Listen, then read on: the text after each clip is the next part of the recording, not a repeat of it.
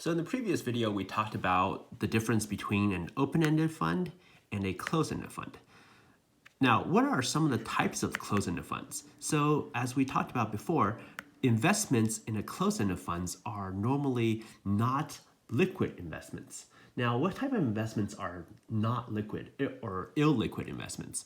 So some type of illiquid investments are venture capital, like we talked about last time, when you invest money into a tech company, such as a Facebook in the beginning, these companies cannot return your money right away, right? Because they use that money to build their products. So therefore, venture capital is a type of illiquid investments. Another type of investments that are illiquid is private equity. Private equity is where you, on a high level, is where a company raises fund and to invest in private equity events. Or private equity investments. Well, where are private equity investments? And those are basically, in a traditional sense, let's talk about what's called a leverage buyout. On a high level, what leverage buyout is, you have a stock that's public and the private funds or closed-ended funds raise fund to buy an open public company and make it private. So it essentially turns a open investment into a closed investment. And then they'll fix it up kind of like how people fix up houses and then ultimately go IPO again.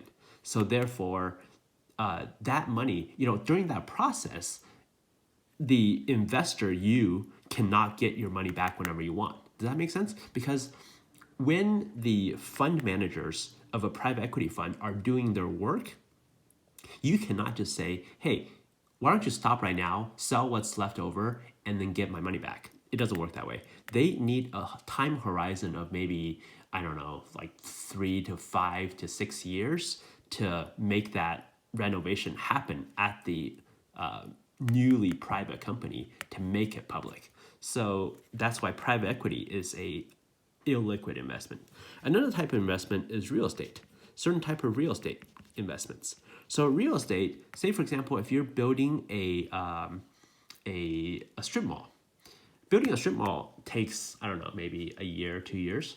So during that process, you as an investor cannot exit out of the fund because the fund is investing in real estate, investing in a half-built real estate, right? So say, for example, a year later, you tell the fund, hey, I want to buy a car and I want to get my money back. The fund says, no, I cannot sell a half-built strip mall.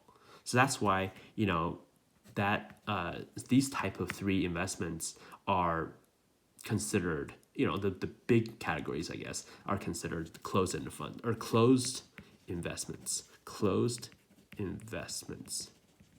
or illiquid investments.